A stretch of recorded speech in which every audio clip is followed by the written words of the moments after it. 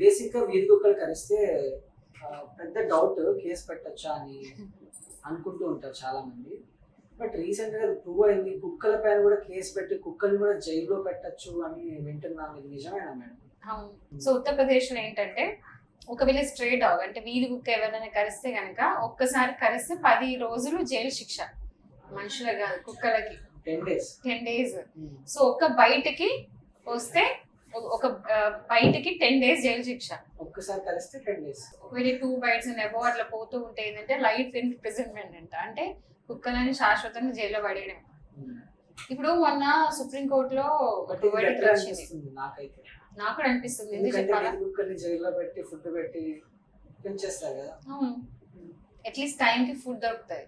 ఎందుకంటే మన సుప్రీంకోర్టు ఒక వర్డిక్ట్ ఇచ్చారు. ఏంటి, స్ట్రే డాగ్స్, ఢిల్లీలో ఉన్న స్ట్రే డాగ్స్ అంతా కూడా తీసుకెళ్ళి షెల్టర్ హోమ్స్ లో పెట్టడం అని ఏదో ఇచ్చారు. షెల్టర్ హోమ్స్ పెడతా అని పేరుకే, కానీ షెల్టర్ హోమ్స్ కనీసం ఫుడ్ కూడా పెట్టారు.